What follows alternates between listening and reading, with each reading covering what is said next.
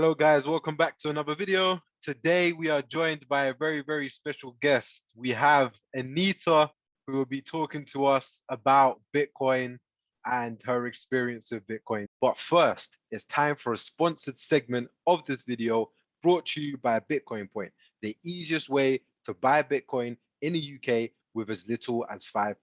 By default, you also get an online wallet to store and send Bitcoin, but you can also add an existing Bitcoin wallet as well. Register in under 3 minutes and link your bank account for an instant payment to buy Bitcoin at the cheapest rate from 0.2% only. You can also set up recurring purchases by sending weekly or monthly transfers from your UK bank account. Bitcoin Point also allows its users to send Bitcoin on the Lightning Network for faster, cheaper, and more secure transactions with my code podcast1, which you can check in the description below. You'll get £5 of free Bitcoin after your first transaction. So don't wait, check Bitcoin Point or download the Bitcoin Point app and use my code now. You guys obviously know who I am. You don't know who Anita is. So Anita, I'll allow you to take it away and let the audience know who you are and what exactly it is that you do. Yes, hello. Thank you very much for the invitation. And yeah, my name is Anita Posch, as you said, and I'm a Bitcoin advocate, activist, educator, podcaster, and book author. That's basically all the things I do, all the things. Right. And my focus in Bitcoin is on the social good, how Bitcoin can help the people all around the world, especially the ones who are now, let's say, disadvantaged or from emerging countries, Africa, Latin America, and things like that. So I'm not so much interested in the price. I'm interested in the utility of Bitcoin and how people can use it to get a better, a higher standard of living and things like that. Yeah. Right. Very interesting. So is that some of your books behind you? Yeah, exactly. That's a collection. I published it in English in July, and then there is a Spanish version, and also since 2 weeks now there's a German version. Right. And that's a plan for next year also to translate it to more languages. Wow.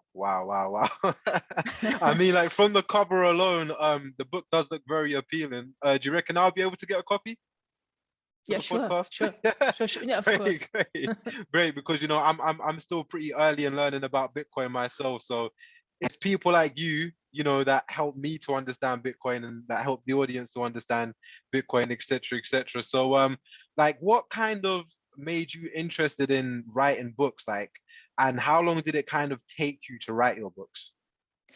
It's a little bit also a personal and entrepreneurial story, you know. Right, when I got into Bitcoin, I was self-employed many years before, together with a second person. And then I was employed in big companies. And then I knew I want to be self-employed again. But I didn't want to start a startup or something. And I didn't want to join a group of people. And I thought, what can I do on my own? And when I found out about Bitcoin and that this is basically my ikigai, I don't know if you know what I do. I've read the book. Funny enough, if I was gonna get a tat, my first tattoo will be ikigai right here, like on my palm. I haven't got any tats. I'm not really a big tattoo guy, but if I was, that would be the first one. I tell you something about tattoos. My first tattoo is a question mark, and I have it now since I think 25 years. I made it in London. Oh, really? Okay. And what does it mean? I mean, now it stands, of course, for asking questions. I mean, I'm a podcaster, and I think also back then it was a little bit philosophical. You know, when you're young, you're like, so what's the meaning of life? Of life. Right. And you know, this year I got a new one. Okay. For Lightning, right? Exactly. Yeah. Okay, right. Well, I mean, if you guys have watched my last podcast, you guys will know what Lightning is about. So go check that one out. But yeah, carry on. Yeah, sorry, exactly. You were asking about writing the book. Yeah. And when I started my journey, on the one hand, I thought, okay, what can I do alone as a solopreneur? Yeah, I thought, okay, I can be an educator, and maybe that's also something that I'm good in. at the same time, if you want to be an educator, you have to understand the things, otherwise you can't explain them. And writing a book or building a workshop and doing it with people is basically the best way to learn stuff, because you need to research it first before you can explain it. And so my first book, I wrote it in German in 2017-18. Okay. And it was basically the small sister of the bigger one now. Okay. I also did like tutored people, did seminars, where I explained Bitcoin and things like that. And from that, the idea came up last year again, or early this year, to update this book, because I learned so much new things that I wanted to tell others, because what I was missing or have been missing was a book that is not only talking about theory. Most Bitcoin books explain why Bitcoin is important, which is very important and great. They are about Austrian economics and economy and investing most of the time, like Bitcoin versus stocks or gold. But none of them had basically the question of why Bitcoin, what's the framework at the moment, where does money come from? And the second part, okay, and how do I do it now? How do I get my first Bitcoin? Where do I have to buy it? Can I work for it? How can I earn it? And so I thought it would be good to write an extension, basically a new version of the book, and that's how it went. And it took me some months. I don't know really, because I do like the podcast at the same times and talks and things. So some months, and then the translations, they take also weeks and months. I can only imagine. So like, you definitely sound like you're a very busy person. I was gonna ask, like, how does your other book compare to this recent book? You've kind of like briefly touched upon it, but I just wanted to ask. It's the short version, or basically it was the first version of the book, and this one is there's more in it, like I'm talking more. It's more in depth. I talk more about the theories. I talk about what's the petrodollar, what's fiat money, where does it come from. In the first book, I had only a very short explanation of what is Bitcoin, and the emphasis was on the practical part. And now I combined those. And, the things you have to update them too after 2 years in Bitcoin is like, I don't know, 20 years or 30 years. It changes so fast. Exactly. And so, that was that. Right. So I have another question here for you. This is actually about your trip to Zimbabwe. So can you tell us about your trip to Zimbabwe, and also your thoughts about the Bitcoin adoption in Africa as well? Yes, so that's very interesting, or that was very interesting, and I want to go again in 2022 to Zimbabwe, but we'll see how the pandemic, how that pans out. Exactly. I'm with you. And so I went there in early 2020 because I thought everybody's talking about the use case of Bitcoin in countries with hyperinflation like Venezuela and Zimbabwe. But I didn't hear any podcasts or anyone talking about adoption, how it's going on the ground. Is anyone using Bitcoin? What do people think about it? And that was the reason why I thought, I go.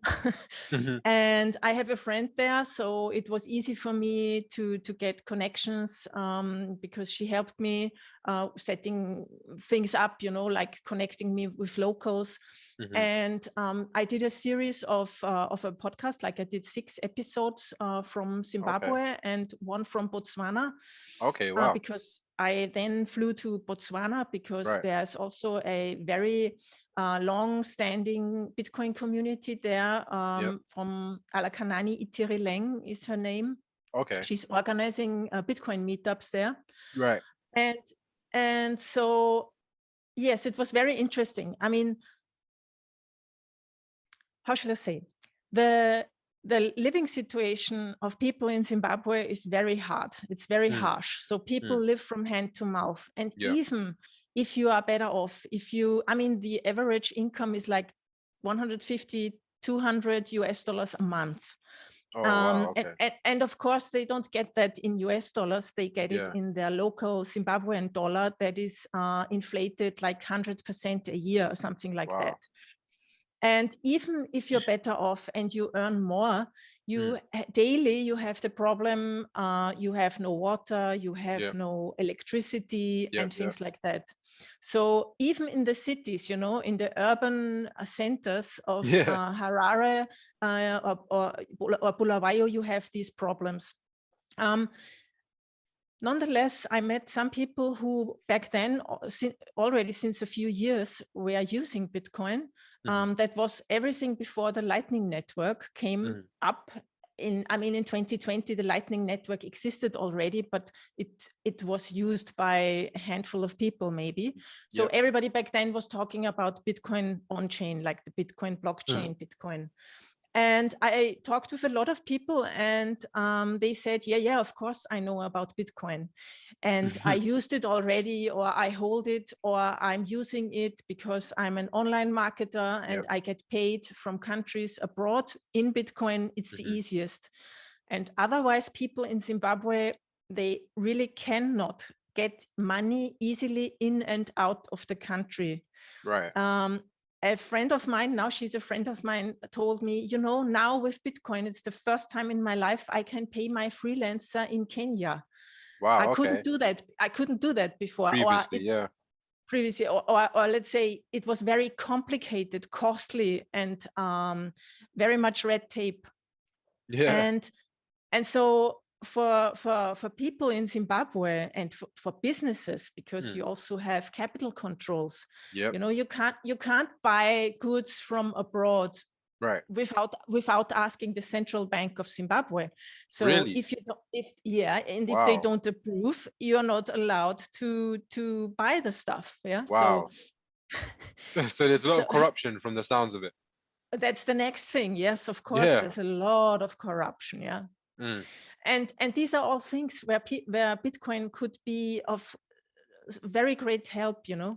Because it's decentralized, Yeah, it's decentralized. You can use it without the need of an intermediary. The government, authoritarians cannot interfere. The central banks can't interfere.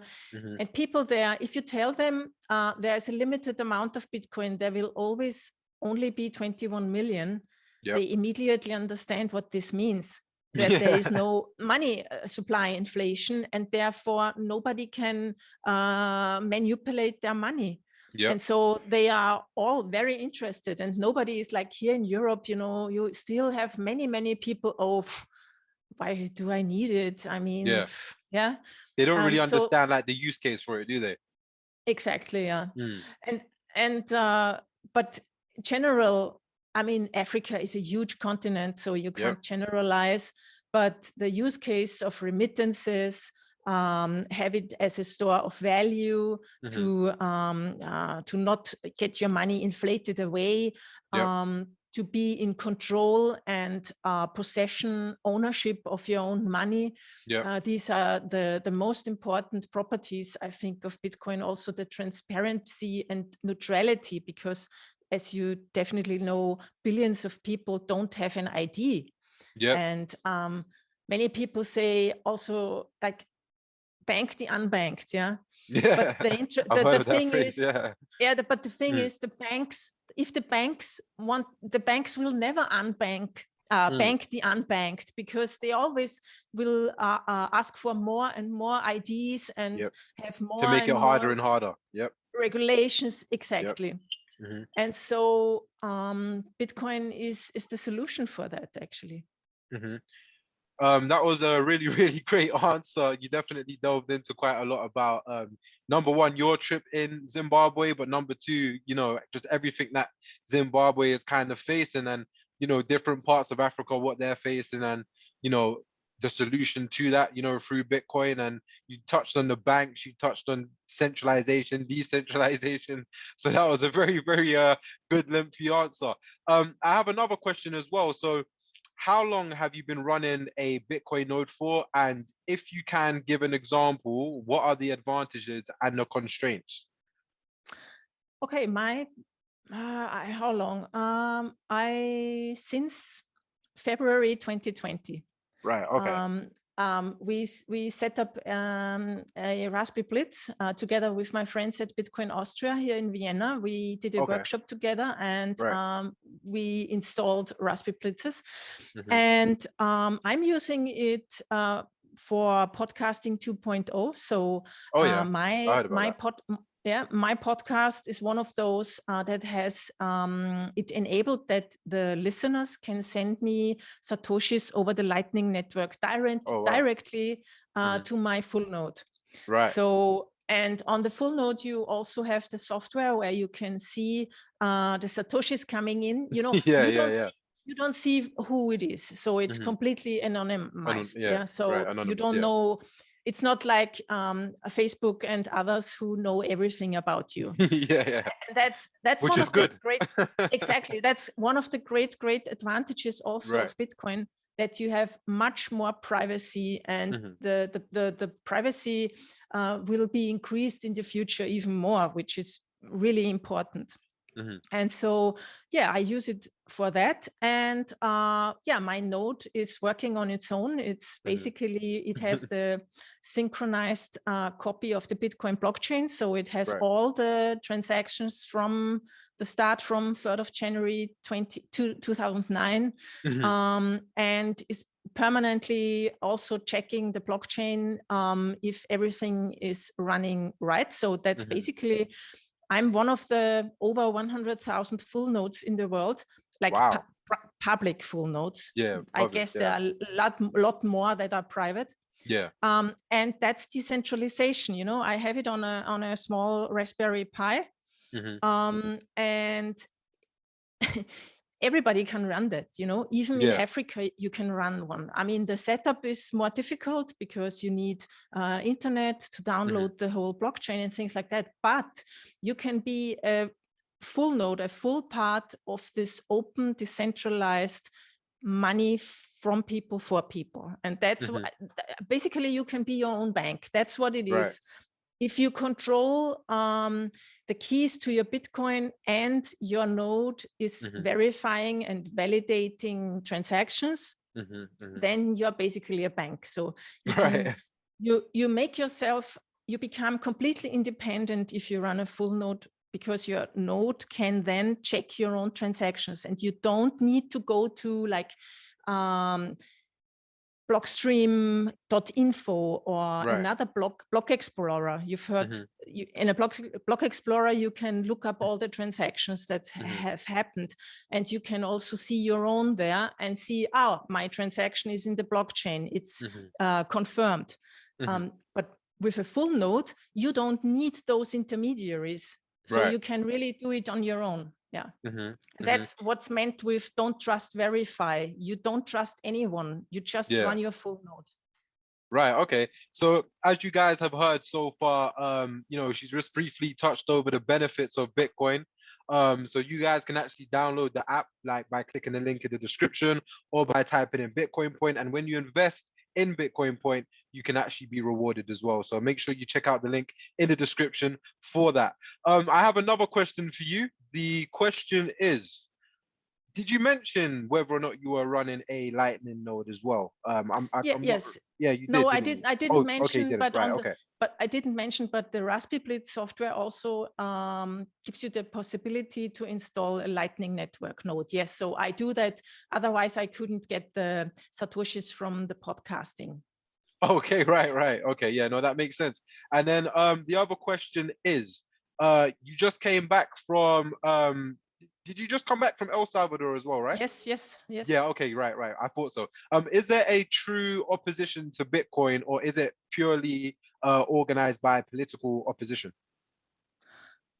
I wouldn't say it's like that black and white, you know. There's not a yes and a no. There are also things in between, or people who have very, you know, it's like on a slide, you know, a scale of opinion. I mean, I'm I'm a Bitcoiner, you know, I want people to use that, yeah. Right, exactly. But I also have mixed feelings about imposing the use of Bitcoin in a country without giving any education, you know. Right, right. I agree. So I think the chances for El Salvador, if it works out, are very good and very high. But there are so many open questions for me that I can't say it's completely positive, because we don't know how it will work out. For instance, the mantra in Bitcoin is not your keys, not your coins. Yep. If you don't have the seed to your own Bitcoin addresses, you don't own your Bitcoin. So the Chivo wallet, the governmental Bitcoin and Lightning wallet, is a custodial wallet. That means it's not, if you use it, you don't own the Bitcoin in there. You don't own it. Yeah. Also, it's unknown, and the rumors are, or I guess, that a company in the US called BitGo is holding the keys for the, I think, 1,300 Bitcoin that El Salvador bought. Right, really? Yes, and all without any transparency. And that's what I think is, makes me a little bit wondering. Skeptical. Yeah. Exactly, yeah. So that's really that I hope it turns out good, so that the people of El Salvador are not defrauded in a way, yeah, because that's a thing that the government there, yes, they have power from the last votes, elections, but still it's not really a democratic process what's going on there. Some people say it doesn't matter, it's just a Latin American country, that's the way it is there. But I think the problem is, if you have people who are against your politics and then maybe things go wrong, then they will be also against Bitcoin. Yep. And that's the problem I see, you know, it gets a bad taste.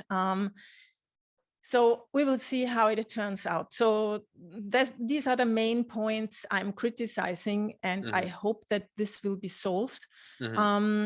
And also the idea of Bitcoin City, I think it's not a very good idea, because he wants to get money and investors and companies into the country. I understand that, but it's not for the greater good of the people of El Salvador. Of the people, exactly. So instead of building a new city and like.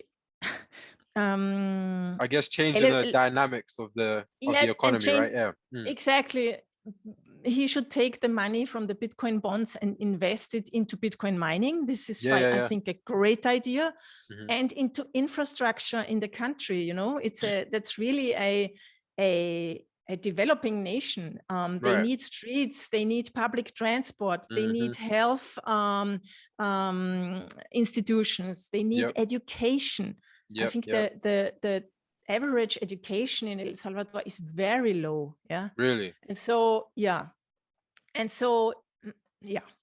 I think there are so many things to do, and it would make sense to use Bitcoin for it. But how it's playing out at the moment, or how it's done at the moment, I have to say I'm not convinced that this will work. I hope it will. Really? But you're not like you're actually not convinced that will work. So you don't, you're kind of like, are you more like on the side that it's not going to work, or are you more on the side that it is going to work, or are you in between? I'm in between. I'm skeptical that it doesn't work like that. So if it stays like that way, then it won't work. Okay. The good thing is, and I hope that people will try to educate themselves and understand that they don't need to use the Chivo wallet. They can use other Lightning and other Bitcoin wallets, which they in parts do, like in El Sonte, where Bitcoin Beach is. They are using the Bitcoin Beach wallet. Or I also met people using the Moon wallet, for instance. And so I hope that the people who have good experiences with Bitcoin, and there are, because the remittances from the US to El Salvador, that's the best idea ever, to use Bitcoin. And if they have positive experiences, they will tell their friends and their family and their community. And actually, that's the way of adoption I rather want to see, because it also is basically then in the sense of Bitcoin as a grassroots movement, you know, and not like coming from the government, you have to use it now. Yeah, no, that makes sense. And then the next question is, last September, 3 million people are using Chico wallet. Do you think the majority of remittances are now through Bitcoin? Remittances? Yeah, that's right. Remittances. Yeah, it's I quite a don't hard know. word to say, isn't it? Remittances, yeah. Remittances, yeah. It's the thing is, I think it's 6 million. The population is 6 million, and 3 million have the Chivo wallet now. Right. That's huge, and it's because everybody who installed the Chivo wallet, you need an ID for it. Okay. That's the first thing, and then you got airdropped $30 in value into your wallet. Right. And you can still pay at petrol stations, and you get like 20% discount if you pay with the Chivo wallet. Oh, right. Okay. But as far as I have heard from locals, most of the people just cashed out the $30, and that's it basically. Yeah. So yes, it's true. In El Sonte are many shops and restaurants where tourists can pay with Bitcoin. Yes, it's true in San Salvador, in McDonald's, Starbucks, and other shops, restaurants, you can pay with Bitcoin. There is even a town called Sonsonate, and there is an organization, the Bitcoin City SV. They are doing education, and they have like 30 or 40 shops now where you can pay with Bitcoin. So there are little, how should I say, pockets of Bitcoin usage, which is great. But if you go somewhere else, to be honest, I think nobody is using Bitcoin. Right, really? Why do you think that is? That it takes time, and most people may have heard of it. But still, it's you still quite need a new thing, isn't it? A lot of people haven't really wrapped their head around it yet. Just think about yourself, how new and how weird is Bitcoin. Yeah, very. And I don't want to sound like I'm so super or so, but as I said, those people there, they live like from selling coconuts, you know, they don't have the high education. So how should they learn about that? Yeah, exactly. So, they need somebody like you to be on the ground, putting in the work, teaching them, etc., etc. So yeah, you know, I definitely applaud, you know, what it is that you're doing, and I think that more people need to jump on your bandwagon and go out and do the same thing, because the more people we have, the better, you know. That's exactly the thing, but don't do it from like a point of you have to this and that. Oh yeah, exactly. You need to try just to more understand. Like informative. Yeah, just to inform them. Understand their situation, you know, because many Bitcoiners in El Salvador told the locals, it's so great, Bitcoin is working, everything will be great for you. And people there are like, yeah, but I don't even know how to use a hardware wallet. So who can explain that now to me? There are Spanish resources, yes, but as you know, you want to speak with someone, you need trust to use it and things like that. So it's not everything that easy, but I really hope it will work out, and it would be a great example for the positive effects of Bitcoin. And I hope that I really hope that this turns out that way, because if it's only negative, people will say, okay, Bitcoin is, forget it. But Bitcoin goes on, you know, Bitcoin every 10 minutes, another block. It's growing, it's evolving. Yep. It never stops, you know. Exactly. And then are you tracking closely the Bitcoin price, and what do you think of the current price and the prediction for 2022 as well? No, I don't follow it. I only follow it when I need to exchange Bitcoin to euros, because I don't have euros anymore. Okay, right. So you put all of your money in Bitcoin? Yeah, well, yeah, Pretty actually, much. yeah. Yeah. Wow. Okay. Wow. Okay. Yeah, I'm earning in Bitcoin. All right. In Okay. the last year, I think every sponsorship I had was paid in Bitcoin, Oh, really? and Okay. so Congrats. thank you. Yep. I need to pay my rent in euros, and then I simply have to exchange because my landlord, she doesn't want to use Bitcoin yet. I Oh, need to yes. send Yeah, her a that's the book key of word. mine. Yeah, you do. Yeah, yeah. Then she'll, she'll start accepting Bitcoin for sure. Yeah, so I don't do price predictions. Basically, the only thing Okay. I always say to people is think long term, Yep. hold your Bitcoin at least Yep. 3 to 5 years, Yep. and then I'm quite sure you will be very happy in 3 or 5 years. I agree. So you guys heard that. Again, you can click the link in the description and download the Bitcoin Point app, or you can go to your app world or what's it, Google Play on Android, and you can download the Bitcoin Point app as well. And then when you invest, you can actually, be rewarded. You can earn up to £5 Bitcoin. So definitely invest because, as Anita said, it's about the long term. So you never know where that investment will go, and you get a free £5 as well that will eventually grow as well and double, if not triple or quadruple over time. I'm actually a fan of saying saving and not investing because most Oh, really? people Okay, of saving us, then. most people of us are small people in a way, with Yeah. not that much money, and Mhm. money saving, it's in my opinion, it sounds more long term, Yeah, it does. Saving. Yeah. Yeah, definitely. Especially when you invest, you kind of have to have like an investor's mind. If you don't necessarily have an investor's mind, it's not really going to be too appealing to you. So yeah, I would definitely say saving as well. Like that's a great way of wording it. And then is there anything else that you'd like to add as well? Oh no, I mean, no.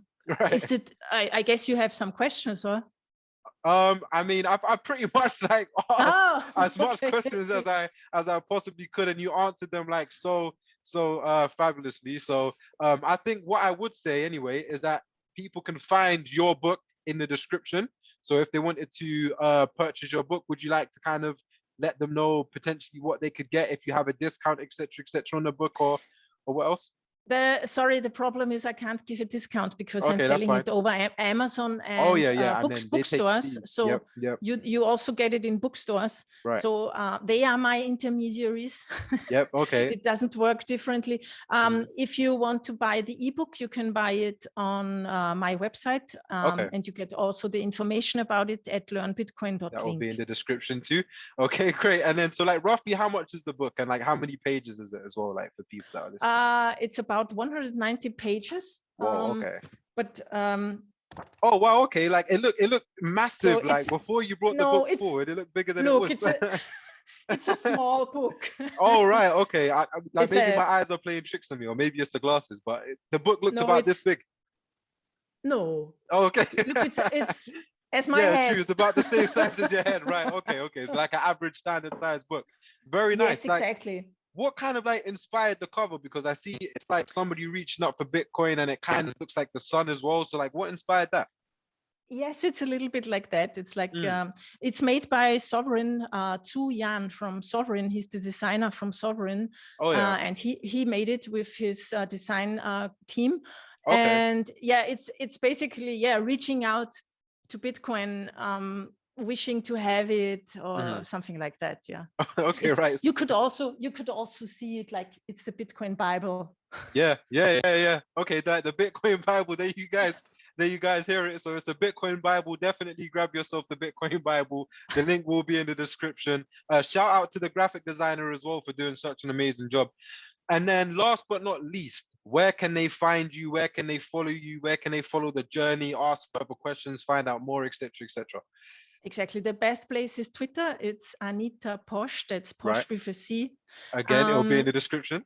Yeah, cool. My website is at anitaposch.com, and then Right. my podcast is called the Anita Posch Show.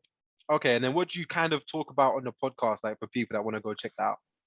Um, I'm talking about the possibilities for users in the future. I'm talking a little bit about the technology, how the Lightning Network evolves and things like that. I'm talking with Bitcoin miners about in energy efficiency and if Bitcoin is really melting or boiling the oceans. They are mining with hydropower. I'm talking with people from Africa, Latin America about the use cases there, how adoption is going and things like that. Right. Great. So guys, that's it. Anita, thank you so much for, being a guest on the show. Is there anything else that you would kind of like to say, like as in like a proverb or like a one-word sentence or something to leave the people with? I think it's important in Bitcoin to learn by doing. Get yourself a Bitcoin wallet on your phone. I don't know if you have ATMs or download this app, the Bitcoin Point. Go Bitcoin to an Point, ATM, put in some pounds and send yourself the first Bitcoin and start trying it out, play with it at the beginning, and step by step you get more trust. More trust. Okay guys, that was that. Again, please be sure to download the Bitcoin Point app. You can click the link in the description or you can find it on your app store. And yeah, get saving in Bitcoin because the future is very bright. So yeah guys, that was that, and I'll see you in the next video. Take care.